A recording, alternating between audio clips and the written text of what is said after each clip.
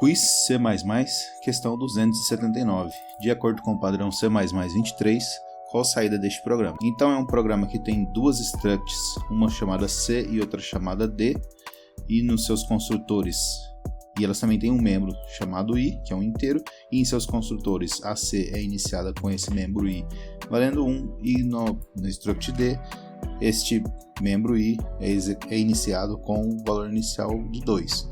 E na main, então, temos um variant. O que é um variant? É um tipo de union. E o que é o union?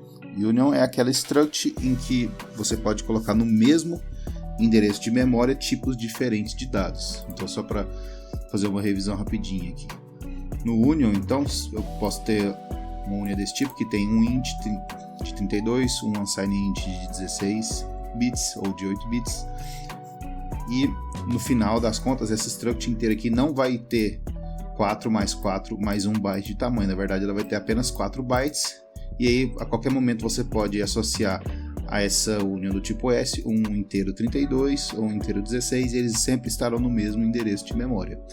E qual que é a relação disso com o variant? O variant, que é esse tipo declarado aqui, ele é um tipo de union com a característica de ser type safe. Ou seja, você tem uma segurança de tipagem na hora de você associar um valor para esse variant, para uma variável do tipo variant. Quando você vai declarar um valor a ela, ou atribuir um valor a ela, você tem a garantia de ser type safe.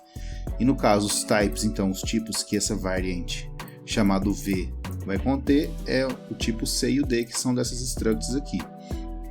Ou seja, vai ser o endereço de memória, que vai ser suficiente para caber o maior dessas duas estruturas de dados, mas como as duas terão apenas um inteiro, então vai ser o mesmo tamanho. E a algum momento esse V então pode ser do tipo C, a algum outro momento ele pode ser do tipo D. E é logo aqui abaixo, a gente tem essa chamada aqui de standard visit, que recebe como primeiro parâmetro uma função lambda, e depois essa própria variant chamada V aqui. E essa função lambda, então, ela recebe um valor automático, né, um auto, e vai imprimir o membro I deste valor aqui.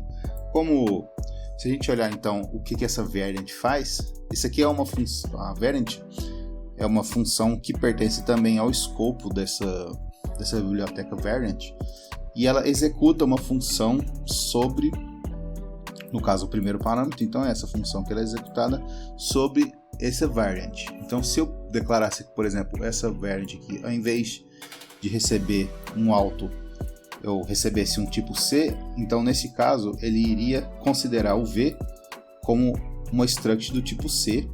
Ou então, se eu chamasse essa função lambda aqui, ao invés de passar o auto, passar o D, então ele chamaria essa função aqui, considerando o val como um tipo D dessa variant. Mas aqui nesse caso, ele não está especificando, então, ele só está passando auto, ou seja, ele vai converter o que vier aqui como C ou D, dependendo do que o V já ser, do que esse variant ser. Mas aí então, a gente não sabe, porque a gente só declarou o variant como ou C ou D, mas não atribuiu nenhum valor a ele. Aí que a gente volta para o construtor do variant. Quando o variant é chamado, ele vai ter que atribuir algum valor a ele. E ele sempre escolhe o primeiro membro, o primeiro tipo de dado escolhido para ele, que no caso é o C. Então, esse variant aqui, no momento que ele foi declarado, ele vai ser do tipo C. E, portanto, quando ele for passado aqui, o que vai ser passado aqui é um const do tipo C. Esse valor, esse val aqui, essa variável val, vai ser do tipo C. E como ele vai ser do tipo C, vai chamar o seu membro I, que é aqui do tipo C, que foi iniciado como 1. Quando ele foi instanciado aqui, ele foi chamado seu construtor default, porque o variant precisa que ele seja iniciado com o seu primeiro membro aqui. Então ele vai chamar o construtor default do C, que é esse aqui, que não precisa de nenhum parâmetro, e vai atribuir seu número inteiro para 1, e vai então exibir 1 na tela. Então é isso aqui. Aqui consta a explicação mais detalhada do que eu falei. E essa é a questão de hoje. Então eu agradeço a presença de todos e até a próxima.